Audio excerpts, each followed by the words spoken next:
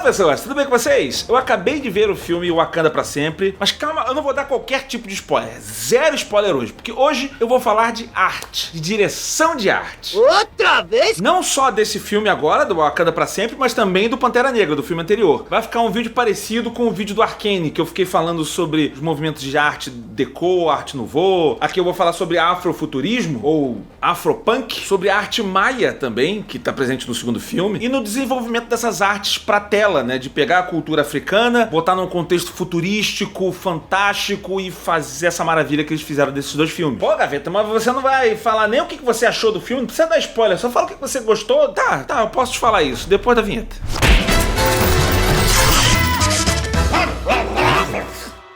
Tá bom, antes de falar de arte, eu gostei do filme Wakanda pra Sempre? Sim, gostei. Amei? Não. Eu vi gente metendo pau no filme, ele é melhor do que eu pensava. Me parece um pouco um filme improvisado. Não era o que o diretor realmente queria, né? Obviamente. Ele teve a grande tristeza de ter o ator principal do filme morrendo, né? Que eles tiveram que dar uma adaptada ali na história e tal. E eu senti que ele fez muita falta. Os dois, o Chadwick como ator e o personagem Pantera Negra, o T'Challa. Posso analisar isso daí depois de um tempo. Deixa um tempo da galera ver o filme, de repente fala em outro lugar, de repente fala num podcast, tipo de coisa. Porque eu quero falar de arte. Let's get started. Quando eu fiz o vídeo sobre Arcane, eu fiquei falando sobre os movimentos de arte, especialmente a arte nouveau, e eu falei sobre vários outros movimentos punk, steampunk, decopunk. Eu lembro que eu tinha citado um que era o solarpunk, baseado num futuro distópico onde eles conseguem soluções para energia sustentável, muita utilização de natureza e tal. Eu vi algumas pessoas, poucas, tá? Falando que isso daí, na verdade, seria afrofuturismo e o solarpunk é meio que o branco roubando a apropriação cultural. Ou seja, ele tá roubando do afrofuturismo para falar que botou outro nome e tal, não sei o que. E não, são coisas diferentes, tá? O solarpunk é um futuro distópico ligado à natureza e soluções eco-friendly, vamos dizer assim, olha termos em inglês. Afrofuturismo está ligado diretamente à cultura africana, cultura negra, vamos dizer assim. Ele necessariamente tem que ter elementos da cultura africana. Mais do que isso, antes de eu ir pra parte da arte em si, do desenho, afrofuturismo não é só vamos botar negros no futuro, sabe? Na tecnologia, ou alguma coisa de arte africana no sci-fi e pronto. É mais, é um movimento, não é só na arte, tá? É um movimento de expressão. O afrofuturismo traz elementos da cultura negra, da cultura africana, para um contexto futurístico, ou seja, você vai ver ficções científicas ou qualquer coisa que lida com o futuro, ou um futuro distópico, e quase nunca tinham personagens negros. Então eles trazem esses elementos para o contexto futurístico, mas também pensando no desdobramento, no que seria a evolução disso. Então traz também as lutas raciais, as questões raciais, né? Então a segregação racial é um elemento que vai ser trazido para quando for falar de afrofuturismo. A evolução da arte africana ao longo dos tempos, não só uma arte mais, vamos dizer, tribal ou alguma coisa assim, e sim imaginando ela como ela seria no futuro, colocando muito investimento tecnológico e vendo aquela arte ali evoluir com o tempo, e isso também é afrofuturismo. Colocar o povo negro como protagonista dessas histórias todas também é afrofuturismo. É uma mistura disso tudo. E é comum da arte você ter elementos que estejam presentes na cultura, entrando na arte e se misturando, né? Se você pegar a mitologia nórdica, tem muito viking e neve, então a arte vai incorporar muitas coisas que são presentes especificamente em locais muito gelados e frios, e tem a ver com viking, tem a ver com a luta dos vikings e a crença deles no Valhalla. Por isso que quando a gente fala de afrofuturismo, não é só pegar uma referência negra e colocar num sci-fi. Ela envolve essas ramificações. E esse foi o trabalho que foi feito desde o primeiro Pantera Negra. O trabalho de pesquisa do departamento de arte deles, ele não foi só pegou uma referência de arte africana, um desenho aqui, um desenho tribal, alguma coisa assim, e botou no futuro. Entende que você tem que pensar na evolução disso ao longo do tempo, porque a gente vive num ambiente que a gente tá vendo muito da evolução da arte ocidental, quer dizer, não só ocidental, eu diria da arte europeia. Quando eu falei de arte nouveau, arte deco, são movimentos europeus. Claro, eles tiveram ramificaçções em outros lugares do mundo, mas eles são movimentos europeus e eles já são evoluções do movimento da arte que vinha lá de trás. Normalmente a arte, ela parte parte de elementos básicos, assim, do que a gente vê no dia a dia. Eu tô estudando a arte indígena brasileira, que eu adoro, que eu tô fazendo um projeto irado e eu vou falar em breve pra vocês sobre isso. Mas se você for pegar a arte indígena brasileira, muito dos desenhos, dos padrões que estão ali, são derivados de coisas que estão presentes no dia a dia deles. Então são plantas, são texturas de animais, sei lá, pena de pavão, pintura de onça, ou sei lá, couro de cobra, né? Aqueles padrões de couro de cobra. Ou então que sejam voltadas a crenças indígenas. E a artes de outros locais também vão pegando isso, né? Você vai ver a arte africana, eles já vão pegar elementos que já são comuns na África. Especialmente se você for pegar nas partes mais quentes ali, né? Que próximo da linha do Equador, Nigéria, Etiópia, deve ser quente pra caceta. Existem vegetações típicas daqueles locais que os artistas vão se basear naquilo. Padrões que você vê só num bicho de determinada região. Por exemplo, os países nórdicos têm coisas que são comuns só lá. A neve, coisas que a neve traz, animais, vegetações. E esses tipos de vegetações e padrões vão estar presentes na arte daqueles lugares. Então quando você vai ver a evolução da arte na Europa, ela é derivada de coisas que estavam presentes naquelas regiões. Tanto que você vai ver prédios antigos, tem florais, ou na verdade nem prédio, sei lá, esculturas de madeira ou os navios, né? Aí você vai ver o navio, tem lá aquele floral, aquele negócio enrolado aqui assim, tal. Entende que é uma evolução das pessoas que desenhavam plantas ou coisas nesse sentido em países europeus e depois os movimentos de arte vão se desenvolvendo. Aí você tem o Art Nouveau, que é também desenhando plantas, mas de uma forma mais lúdica. E aí depois você tem uma contra-arte disso, que é o Art Deco, que ele simplifica. E aí quando você pega, por exemplo, sei lá, um PlayStation 5 hoje em dia, você vê o design dele, você vê claramente os movimentos de design ali, uma peça dessa. Ele parece um prédio do Niemeyer, né? Quando tu vê um PS5. Mas você entende que esse design que nós estamos vivendo, ele partiu de uma base bem antiga e a gente foi vendo a evolução disso. Então, quando você vai fazer a direção de arte de um afrofuturismo, como é o que acontece no Pantera Negra e no Wakanda pra Sempre, você tem que fazer esse exercício de imaginar a evolução da arte a partir dos conceitos básicos da arte africana. Não que seja num futuro, né? Pra quem não conhece o filme, é uma cidade isolada que ela só veio ser descoberta depois, nos dias de hoje, mas eles tiveram uma evolução própria, então eles estão muito à frente tecnologicamente de qualquer cidade do mundo. Então é um exercício de futurismo, né? E isso tá presente em todos os elementos do filme. Não é só cenário, cara. Você tá vendo aquilo ali em armas, em roupa. Aqui, eu tenho um capacete aqui do Pantera Negra. Obrigado, Hasbro.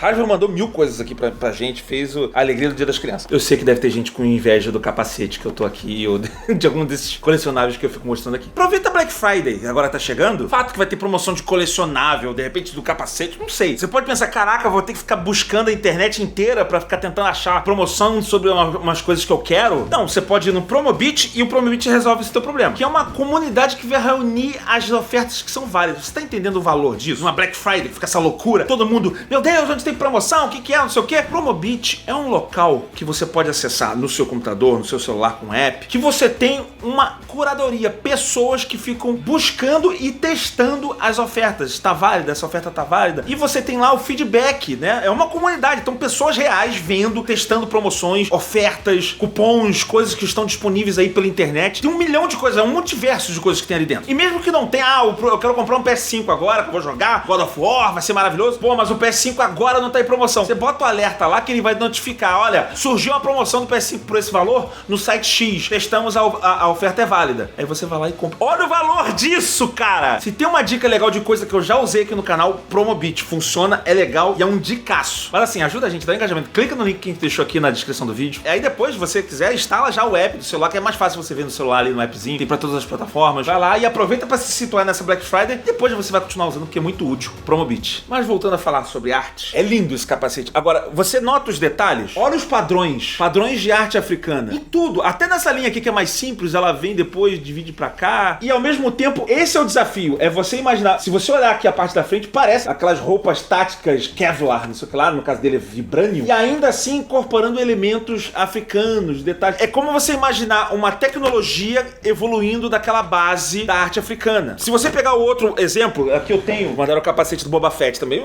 muita coisa. Por exemplo, ó, se você olhar o Boba Fett, aqui eu já tô vendo a arte deco claramente. É um capacete futurístico, tal. Mas você entende como ele evoluiu de uma arte arte que veio antes ou de movimentos artísticos que vieram antes e ele tem um pé meio que fincado nos movimentos ocidentais. O desafio da direção de arte, pra quem tá fazendo um filme desse, não é só pegar a arte africana, é você começar a imaginar quais seriam os desdobramentos dessa arte. E esse movimento de pensar a evolução das coisas, né, a partir da arte africana, ele tá presente no filme todo, na arquitetura. Por isso que quando você vai ver Wakanda, você vê o Wakanda de filme, os prédios têm formatos diferentes. Isso não é por acaso, isso é proposital. A direção de arte desses filmes, ela acaba sendo muito aclamada por isso, por eles serem bem-sucedidos nessa transposição temporal fantasiosa, né? E isso volta e meia acontece com outras culturas, né? Cultura oriental, você pode fazer também um exercício de imaginar um futuro distópico, eu acho que já tem muitos animes ou muitas animações que pensam nisso, porque se você for ver um pouco da cultura japonesa, você vai ver que tem bastante diferença no design de como ela é feita em relação à cultura ocidental. O Darth Vader é um exemplo disso. O Darth Vader, ele é uma visão futurística de um samurai. Inclusive, o George Lucas já falou isso. Ele basicamente pegou a armadura samurai e imaginou no futuro. Tanto que quando eu era criança, quando você vê o Darth Vader, você pensa que ele é um robô. E quem é aquele robô? Aí você vê que é uma armadura. Então ele conseguiu, ao mesmo tempo, passar a ideia do design japonês e também do futurismo. Entendeu como é que funciona esse pensamento? No caso do afrofuturismo, não é só o movimento do design, mas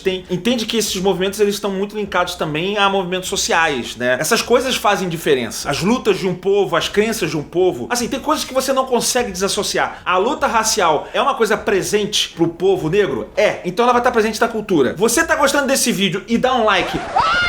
É uma coisa que pode ser desassociada? Não, você tem que associar essas duas coisas. Se você tá gostando de ver esse vídeo, você tem que deixar o like. Se você tá gostando desse canal, você precisa se inscrever para ajudar a nossa produção a prosperar. Até porque, vamos lá, não é difícil. Você tá vendo esse vídeo, é só arrastar o mouse ou o dedinho do celular, você vai assim, pum, like, acabou. É mega fácil pra você e é mega importante pra gente. Mas enfim, e isso fica muito nítido quando a gente vai ver a outra arte que foi abordada no novo filme, que é a arte maia, né? Através do Namor. Namor. Eu adorei o Namor no filme. Adorei. Cara, que personagem legal. Muito bom. Só que no caso da arte maia nesse filme, pro Namor, eles não fizeram maia futurismo porque não é uma sociedade futurística. Ainda é uma sociedade basicamente maia, só que em submarina. É spoiler, isso tá no trailer. Você não sabe que Namor é do mar. Mas você vê, a sociedade maia era uma sociedade teocrática. Ou seja, a religião, ela tá misturada com a política. Na verdade, é uma coisa só. É uma sociedade que a política é regulamentada pela religião. Normalmente, numa teocracia, os próprios governantes já são deuses, ou então eles são pessoas escolhidas pelos deuses. Mas tem essa divindade que é vista pelos governantes e tal. Tem Wakanda pra sempre, ainda bem, obedecendo a cultura maia. E isso tem uma influência direta na arte maia. Então você vai ver a arte maia, tem muito lance desse dos governantes, dos deuses, do poder, a justificativa religiosa para que essas pessoas sejam os representantes do povo, né? E muito das lutas, não é só isso, tem várias outras coisas na arte também, mas tem muito essa pegada religiosa, né? E você vê, isso daí é influenciado na arte. A arte maia, ela tá muito intrínseca com isso. Por isso que quando eu falo do afrofuturismo, a luta racial tá muito intrínseca nisso, na arte gráfica e em todo o movimento. E eu vi um ou outro criticando, falando que a arte maia que aparece no filme, não sei o que lá, tá muito carnavalesca, coisa assim. Vá pra p*** que te pariu. Tem total a ver com a arte maia. Foi feito um estudo ali, eles não vão dar esse mole de cometer um erro histórico desse. Quer dizer, eu podia estar com um especialista aqui em arte maia e também em arte africana, não estou. Mas a arte maia, ela tem aquelas representações, aquelas cores e penas e é bonito. Nossa, tem uma cena, acho que tá no trailer isso, que o Namor ele vai descendo assim, ele tá com aquele cocar dele assim, ele vai descendo. Nossa, que lindo, cara. Aquilo ali é lindo. Namor. Agora, eu como cara que quer imaginar o futuro da arte, né, fazer esse movimento futurismo, vamos dizer assim, eu senti que o filme deu uma falha nisso. Eu não posso confiar em você. Justamente nessa arte do Namor. Porque ele tá cheio de penas na parada. Eu sei, ele é um cara que tem asinha nos pés, tá. Mas os caras estão há muitos e muitos anos embaixo do mar e o mar, o oceano, virou a realidade, sabe, da Atlântida, sei lá, não é Atlântida, mas a realidade de um povo. As penas não fariam sentido ali. Elas faziam sentido pros maias da época dos maias. Os caras que são descendentes do maia hoje em dia, uma sociedade submarina há séculos que vive debaixo do mar, não faria sentido ela botar elementos de pena. Então, enquanto eu tava revisando esse programa, eu notei que eu errei. Não me Me diga. Eu tava analisando as imagens aqui, cara, não são penas, são algas. Claramente, aqui você vê também, são algas marinhas, ó. É tudo planta. Eu tava com dúvida nessa vermelha aqui, essa vermelha aqui pra mim era pena. Mas olhando isso aqui com cuidado, isso aqui é uma alga, né? É uma planta aquática vermelha. Ou seja, eu dei uma canelada violenta. Eu gravei esse programa assim que eu tinha saído do cinema, né? Mas eles realmente fizeram o trabalho de incorporar o que eles estão vendo no seu ambiente, que no caso são algas marinhas e plantas aquáticas, nos seus ornamentos. Então o filme acertou até nisso. Impressionante. Mas seja o que for, todo o trabalho de arte desses dois filmes, Pantera Negra e Wakanda pra Sempre, são maravilhosos. Isso significa que todo o VFX do filme também é maravilhoso, perfeito? Eu não tô dizendo isso. Às vezes fica melhor, às vezes não. O primeiro também tem alguns CGI ali que eu achei que ficou meio... A luta final do T'Challa com o Killmonger, ela me incomoda. Tem algumas coisas que me incomodam, mas do ponto de vista do estilo artístico do filme, eu acho maravilhoso, eu achei impecável. Desse novo filme, eu achei ótimo que eles trouxeram a cultura maia, deixou ainda mais rico. E você vê essa influência ao longo do filme todo, seja em tipografia, cores, materiais, tudo isso influencia a arte desses filmes como um todo. Por isso que direção de arte desses filmes é maravilhosa, além, claro, óbvio, do papel da representatividade que esse filme faz. E você vê como é que isso daí tá associado diretamente, são coisas que não se desassociam. Quer continuar a vibe desse canal aqui? Vê o vídeo que eu fiz sobre Arcane, que também é sobre arte. Mas se você tá de saco cheio de filme de herói, você só entrou aqui pra ver o papo sobre arte, vê o filme que eu tô falando sobre o futuro dos filmes dos heróis e discutindo sobre o papel da arte, destruir ou não, tal. Acho que vale a pena. E pra fechar, eu só mando um beijo bem forte na sua bundinha.